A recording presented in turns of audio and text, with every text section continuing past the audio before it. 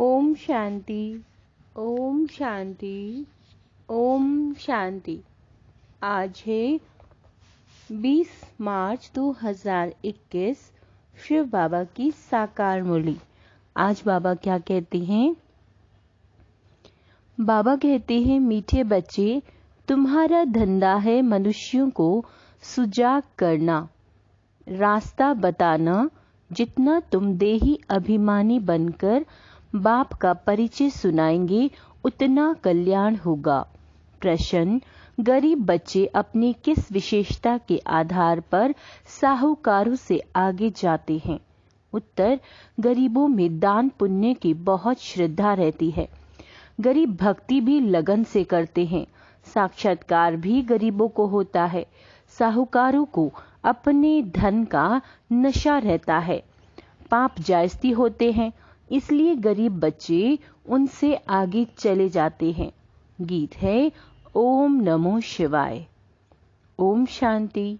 तुम मात पिता हम बालक तेरे, यह तो जरूर परम पिता परमात्मा की महिमा गाई हुई है। यह तो क्लियर महिमा है, क्योंकि वह रचयिता है। लौकिक माँ बाप भी बच्चे के रचयिता हैं। परलौकिक बाप को भी रचता कहा जाता है। बंधु सहायक बहुत महिमा गाते हैं। लौकिक बाप की इतनी महिमा नहीं है। परम पिता परमात्मा की महिमा ही अलग है। बच्चे भी महिमा करते हैं। ज्ञान का सागर है, नॉलेजफुल है, उनमें सारा ज्ञान है। नॉलेज कोई शरीर निर्वाह की पढ़ाई का नहीं है। उनको ज्ञान का सागर नॉलेजफुल कहा जाता है, तो जरूर उनके पास ज्ञान है। परंतु कौन सा ज्ञान? बाबा कहते हैं, परंतु कौन सा ज्ञान? यह सृष्टि चक्र कैसे फिरता है उसका ज्ञान है। तो वही ज्ञान सागर पतित पावन है। कृष्ण को कभी पतित पावन व ज्ञान का सागर नहीं कहते। उनकी महिमा बिल्कुल न्यारी, और दोनों है भारत के निवासी। शिव बाबा की भी भारत में महिमा है। शिव जयंती भी यहाँ मनाते हैं। कृष्ण की जयंती भी मनाते हैं। गीता की भी जयंती मनाते हैं। 3 जयंती मुख्य हैं। अब प्रश्न उठता है कि पहले जयंती किसकी हुई होगी, शिव की या कृष्ण की? मनुष्य तो बिल्कुल ही बाप को भूल गए हैं। कृष्ण की जयंती बड़ी धूमधाम से प्यार से मनाते हैं। शिव जयंती का इतना किसी को पता नहीं है। बाबा कहते हैं, शिव ने क्या आकर किया उनकी बायोग्राफी का किसी को पता नहीं है। कृष्ण की तो बहुत बातें लिख दी हैं। गोपियों को भगाया, यह किया। कृष्ण के चरित्र की खास एक मैगजीन भी निकलती है। शिव के चरित्र आदि कुछ भी है नहीं। कृष्ण की जयंती कब हुई? फिर गीता की जयंती कब हुई? कृष्ण जब बड़ा हो तब तो ज्ञान सुनावे। कृष्ण के बचपन को तो दिखाते हैं। टोकरी में डालकर पार ले गए। बड़ेपन का दिखाते हैं। रथ पर खड़ा है, चक्र चलाते हैं। 16-17 वर्ष का होगा। बाकी चित्र छोटेपन के दिखाए हैं। अब गीता कब सुनाई? उसी समय तो नहीं सुनाई होगी जब लिखते हैं, फलानी को भगाया, यह किया। उस समय तो ज्ञान शोभे भी नहीं। ज्ञान तो जब बुजुर्ग हो तब सुनावे। गीता भी कुछ समय बाद सुनाई होगी। अब शिव ने क्या किया, कुछ पता नहीं। अज्ञान नींद में सोए पड़े हैं। बाप कहते हैं, मेरी बायोग्राफी का कोई को पता नहीं है। मैंने क्या किया? मुझे ही पतित पावन कहते हैं। मैं आता हूँ तो साथ में गीता है। मैं साधारण बूढ़े अनुभवी तन में आता हूँ। बाबा कहते हैं, शिव जयंती तुम भारत में ही मनाते हो। कृष्ण जयंती, गीता जयंती, यह 3 मुख्य हैं। राम की जयंती तो बाद में होती है। इस समय तो जो कुछ होता है वह बाद में मनाया जाता है। सतयुग त्रेता में जयंती आदि होती ही नहीं है। सूर्यवंशी से चंद्रवंशी वर्षा लेते हैं और किसी की महिमा है नहीं। सिर्फ राजाओं का कोरोनेशन मनाते होंगे। बर्थडे तो आजकल सब मनाते हैं। वह तो कॉमन बात हुई। कृष्ण ने जन्म लिया, बड़ा होकर राजधानी चलाई, उनकी महिमा की तो बात ही नहीं। सतयुग त्रेता में सुख का राज्य चला आया। वह राज्य कब कैसे स्थापन हुआ, यह तुम बच्चों की बुद्धि में है। बाप कहते हैं, बच्चों, मैं कल्प कल्प के संगम पर आता हूँ। कलयुग का अंत, पतित दुनिया, सतयुग आदि पावन दुनिया। मैं बाप भी हूँ, तुम बच्चों को वर्षा भी दूंगा। कल्प पहले भी तुमको वर्षा दिया था, इसलिए तुम मनाते आए हो, परंतु नाम भूल जाने से कृष्ण का नाम डाल दिया। बड़े ते बड़ा शिव है ना। पहले तो जब उनकी जयंती हो तब फिर साकार मनुष्य की हो। आत्माएं तो सब वास्तव में ऊपर से उतरती हैं। मेरा भी अवतरण है। बाबा कहते हैं, कृष्ण ने माता के गर्भ से जन्म लिया, पालना ली, सबको पुनर्जन्म में आना ही है। शिव बाबा पुनर्जन्म नहीं लेते, आते तो है ना। तो यह सब बाप बैठ समझाते हैं। ब्रह्मा विष्णु शंकर की त्रिमूर्ति दिखाते हैं ना। ब्रह्मा द्वारा स्थापना, क्योंकि शिव को तो अपना शरीर है नहीं। खुद बैठ बताते हैं, मैं इनके बूढ़े तन में आता हूँ। यह अपने जन्मों को नहीं जानते हैं। इनके बहुत जन्मों के अंत का यह जन्म है। तो पहले पहले समझाना पड़े, शिव जयंती बड़ी या श्री कृष्ण जयंती बड़ी। अगर कृष्ण ने गीता सुनाई तो गीता जयंती सो श्री कृष्ण के बहुत वर्षों के बाद हो सके, जबकि कृष्ण बड़ा हो। यह सब समझने की बातें हैं ना। लेकिन वास्तव में शिव जयंती के बाद हुई फट से गीता जयंती। यह भी पॉइंट्स बुद्धि में रखनी है। पॉइंट्स तो बहुत हैं, ढेर हैं, बगैर नोट किए याद रह ना सके। बाबा इतना नजदीक है, उनका रथ है। वह भी कहते हैं, सब पॉइंट समय पर याद आ जाए मुश्किल है। बाबा ने समझाया, सबको दो बाप का राज समझाओ। शिव बाबा की जयंती मनाते हैं, जरूर आता होगा। जैसे क्राइस्ट, बुद्ध आदि आकर अपना धर्म स्थापन करते हैं, वह भी आत्मा आकर प्रवेश कर धर्म स्थापन करती है। वह है हेवनली गॉडफादर, सृष्टि के रचयिता। तो जरूर नई सृष्टि रचेंगे, पुरानी थोड़े ही रचेंगे। बाबा कहते हैं, नई सृष्टि को स्वर्ग कहा जाता है, अभी है नर्क। बाबा कहते हैं, मैं कल्प कल्प के संगम पर आकर तुम बच्चों को राजयोग का ज्ञान देता हूँ। यह है भारत का प्राचीन योग। किसने सिखाया? शिव बाबा का नाम तो गुम कर दिया। एक तो कहते गीता का भगवान श्री कृष्ण और विष्णु आदि के नाम दे देते हैं।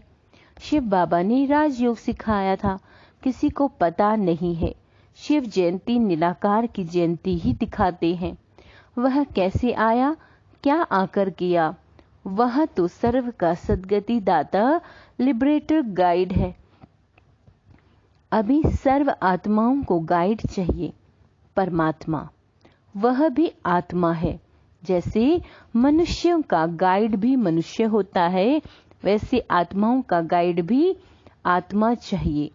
वह तो सुप्रीम आत्मा ही कहेंगे। मनुष्य तो सब पुनर्जन्म ले पतित बनते हैं, फिर पावन बनाए वापस कौन ले जाए? बाप कहते हैं, मैं ही आकर पावन होने की युक्ति बताता हूँ। तुम मुझे याद करो। कृष्ण तो कह न सके कि देह सब का संबंध छोड़ो। वह तो 84 जन्म लेते हैं, सब संबंधों में आते हैं। बाप को अपना शरीर नहीं है। तुमको यह रूहानी यात्रा बाप सिखलाते हैं। यह है रूहानी बाप की रूहानी बच्चों प्रति रूहानी नॉलेज। कृष्ण कोई का रूहानी बाप थोड़े ही है। सबका रूहानी बाप मैं हूँ। मैं ही गाइड बन सकता हूँ। Liberator, guide, blissful, peaceful, ever pure, सब मेरे लिए कहते हैं। अभी तुम आत्माओं को नॉलेज दे रहे हैं। बाप कहते हैं मैं इस शरीर द्वारा तुमको दे रहा हूँ। तुम भी शरीर द्वारा नॉलेज ले रहे हो। वह है गॉड फादर। उनका रूप भी बताया। जैसे आत्मा बिंदी है वैसे परमात्मा भी बिंदी है। यह कुदरत है ना। वास्तव में बड़ी कुदरत तो यह है। इतने छोटे स्टार में 84 जन्मों का पार्ट है। यह है कुदरत। बाप का भी ड्रामा में पार्ट है। भक्ति मार्ग में भी तुम सर्विस करते हैं। तुम्हारी आत्मा में 84 जन्मों का पार्ट अविनाशी है। इसको कहा जाता है कुदरत। इसका वर्णन कैसे करें। इतनी छोटी सी आत्मा। यह बातें सुनकर वंडर खाते हैं। आत्मा है भी स्टार मुआफिक। 84 जन्म एक्यूरेट भोगती है। सुख भी वह एक्यूरेट भोगेगी। यह है कुदरत। बाप भी है आत्मा, परम आत्मा।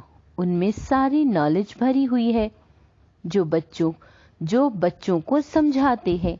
यह है नई बातें। नए मनुष्य सुनकर कहेंगे इनका ज्ञान तो कोई शास्त्र आदि में भी नहीं है।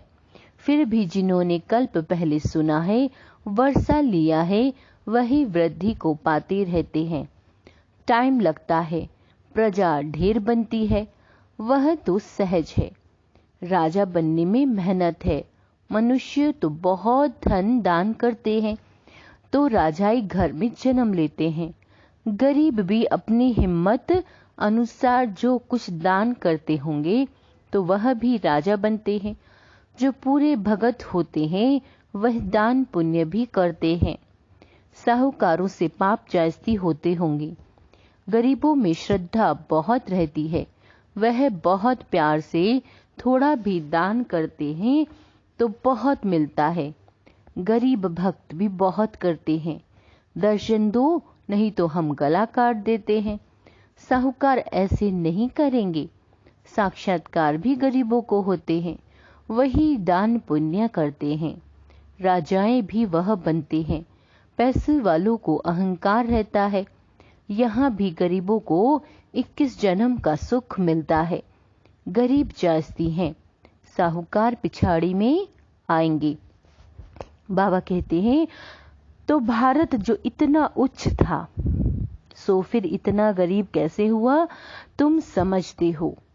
अर्थक्वेक आदि में सब महल आदि चले जाएंगे तो गरीब हो जाएगा। रावण राज्य होने से हाहाकार हो जाता है तो फिर ऐसी चीजें रह ना सके। हर चीज की आयु होती है ना। वहां जैसे मनुष्यों की आयु बड़ी होती है वैसे मकान की भी आयु बड़ी होती है। सोने के मार्बल के बड़े बड़े मकान बनते जाएंगे। सोने के तो और ही मजबूत होंगे। नाटक में भी दिखाते हैं ना, लड़ाई होती है, मकान टूट फूट जाते हैं फिर बन जाते हैं। इन्हों की बनावट ऐसी होती है। यह जो स्वर्ग के महल आदि बनाएंगे ऐसे तो नहीं दिखाएंगे। मिस्त्री लोग कैसे मकान बनाते हैं, हाँ समझते हैं वही मकान होंगे। आगे चल तुमको साक्षात्कार होगा। बाबा कहते हैं ऐसा विवेक कहता है। इन बातों से बच्चों का ताल्लुक नहीं है। बच्चों को तो पढ़ाई पढ़नी है, स्वर्ग का मालिक बनना है। स्वर्ग और नर्क अनेक बार पास हुआ है। अभी दोनों पास हुए हैं। अभी है संगम। सतयुग में यह नॉलेज नहीं होगी। इस समय तुम बच्चों को पूरी नॉलेज है। लक्ष्मी नारायण को यह राज्य किसने दिया, अभी तुम बच्चों को मालूम। उन्होंने यह वर्षा किससे पाया। यहाँ पढ़ाई पढ़कर स्वर्ग के मालिक बनते हैं, फिर वहां जाकर महल आदि बनाते हैं। सर्जन भी बड़े बड़े हॉस्पिटल बनाते हैं ना। बाप तुम बच्चों को दिन प्रतिदिन अच्छी अच्छी पॉइंट्स सुना रहे हैं। तुम्हारा धंधा ही है मनुष्य को सजग करना, रास्ता बताना। जैसे बाप कितना प्यार से बैठ समझाते हैं। देह अभिमान की दरकार नहीं। बाप को कभी देही अभिमान नहीं हो सकता। तुमको मेहनत सारी देही अभिमानी होने में लगती है। जो देही अभिमानी बन बाप का बैठ परिचय देते हैं, गोया बहुतों का कल्याण करते हैं। पहले देही अभिमान आने से और फिर विकार आते हैं। लड़ना, झगड़ना, नवाबी से चलना देह अभिमान है। भल अपना राजयोग है तो भी बहुत साधारण रहना है। थोड़ा चीज में अहंकार आ जाता है। घड़ी फैशनेबल देखी तो दिल हो गई यह पहने, ख्याल चलता रहेगा। इसको भी देह अभिमान कहा जाता है। अच्छी ऊंची चीज होगी तो संभालना पड़ेगा, गुम होगी तो ख्याल आएगा।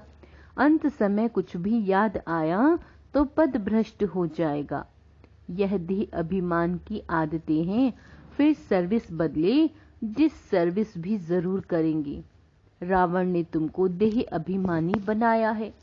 देखते हो बाबा कितना साधारण चलते हैं।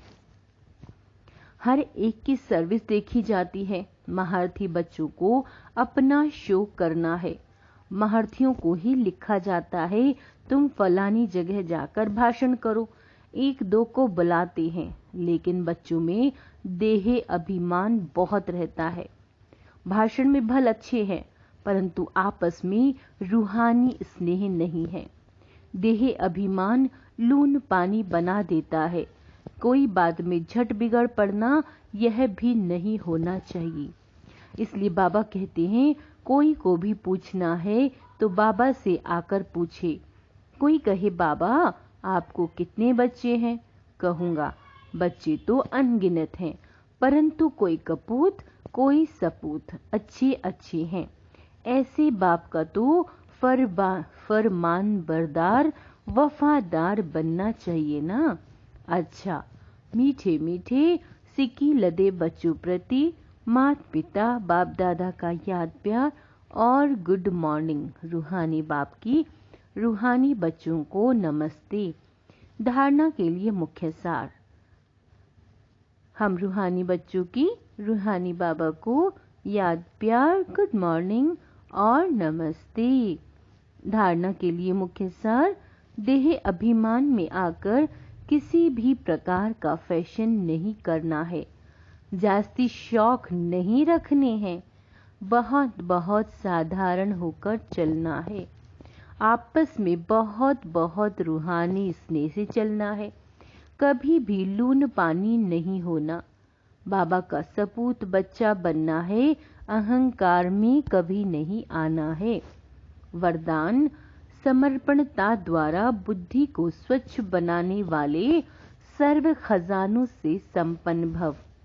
ज्ञान का श्रेष्ठ समय का खजाना जमा करना व स्थूल खजाने को 1 से लाख गुना बनाना अर्थात जमा करना।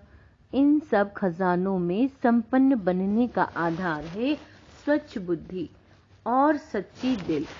लेकिन बुद्धि स्वच्छ तब बनती जब बुद्धि द्वारा बाप को जानकर उसे बाप के आगे समर्पण कर दो। शुद्ध बुद्धि को समर्पण करना अर्थात देना ही दिव्य बुद्धि लेना है। स्लोगन है एक बाप दूसरा न कोई। एक बाप दूसरा न कोई। इस विधि द्वारा सदा वृद्धि को प्राप्त करते रहो। अच्छा, ओम शांति।